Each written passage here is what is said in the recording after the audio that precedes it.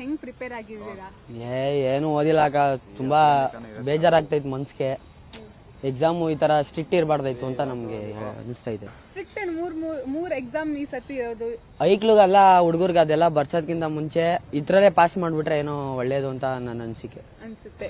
ಇವತ್ತು ಕನ್ನಡ ಎಕ್ಸಾಮ್ ಇದೆ, ಹೆಂಗ್ ಪ್ರಿಪೇರ್ ಆಗಿದ್ದೀರಾ? ಏನು ಓದಿಲ್ಲ ಅಕ್ಕ, ಏನೋ ಬಂದಿದೀವಿ, ಬೆಳಗ್ಗೆ ಎದ್ದು ಸ್ನಾನ ಮಾಡ್ಕೊಂಡು ಇವಾಗ ಹುಡುಗರೆಲ್ಲ ದೇವಸ್ಥಾನಕ್ಕೆ ಹೋಗಿ ಪ್ರಸಾದ ಎಲ್ಲಿ ಸಿಗ್ತದೆ ಅಂತ ಕೇಳೋಣ ಅಂತವ್ರು. ಹೌದಾ? ಹೊಟ್ಟೆ ಬೇರೆ ಸಿಕ್ಕಾಬಟ್ಟೆ ಎಸಿತೈತಿ, ಹೋಗ್ಬೇಕು ಇವಾಗ. ಯಾವ್ದಾದ್ರು ದೇವಸ್ಥಾನದಲ್ಲಿ ಪ್ರಸಾದ ಕೊಟ್ರೆ ಹೋಗ್ಬೇಕು. ಕಾಲೇಜಲ್ಲಿ ಏನಾದ್ರು ಇನ್ಸ್ಟ್ರಕ್ಷನ್ಸ್ ಕೊಟ್ಟಿದ್ರ ಎಕ್ಸಾಮಿಗೆ? ಎಲ್ಲ ಹೇಳೋರೆ ಪಾಪ, ಅವ್ರದ್ದೇನು ತಪ್ಪಿಲ್ಲ ಬಿಡಿ. ಪಾಪ ಎಲ್ಲ ಹೇಳ್ಕೊಟ್ಟವ್ರೆ, ನಾವು ಕಲ್ತಿಲ್ಲ, ಮುಂಡೆ ಮಕ್ಳು.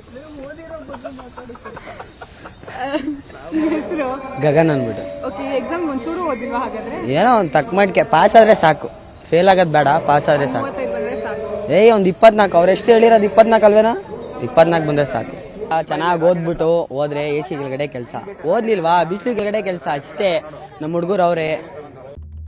ಈ ಪವಿತ್ರ ರಾತ್ರಿ ಎಚ್ಚರವಾಗಿದ್ದು ಸ್ವಲ್ಪ ಅರಿವನ್ನ ಕಾಪಾಡಿಕೊಂಡರೆ ಇದು ನಿಮ್ಮ ಜೀವನದಲ್ಲಿ ಮಹತ್ತರ ಒಳಿತನ್ನು ತರುತ್ತೆ.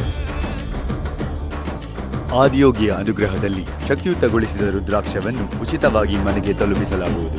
SMS ಮೂಲಕ ನೋಂದಣಿಗಾಗಿ 8300 ಮಿಸ್ ಕಾಲ್ ನೀಡಿ.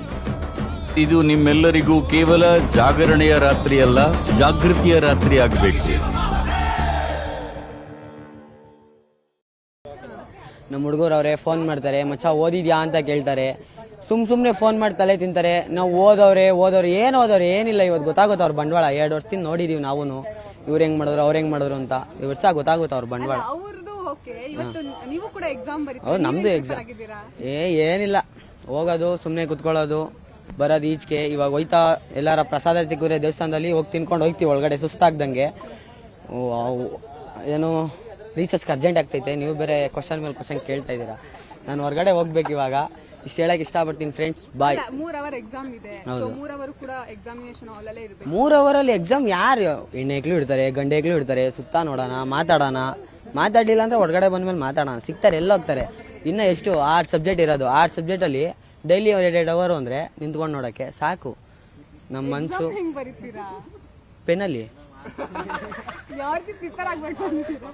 ಏನೋ ಒಂದು ತಕ್ಕ ಮಟ್ಟಕ್ಕೆ ಬಂದಿದ್ದೀನಿ. ನಮ್ಮ ಮನ್ಸು ನಮ್ಗೆ ಒಳ್ಳೇದ್ ಮಾಡಿದ್ರೆ ದೇವ್ರು. ಇಂತ ನನ್ನ ಮಕ್ಳಿಂದ ನಾವ್ ಆಳೈತಾ ಇದೀವಿ. ಬರ್ಲಾ? ಗಗನ್.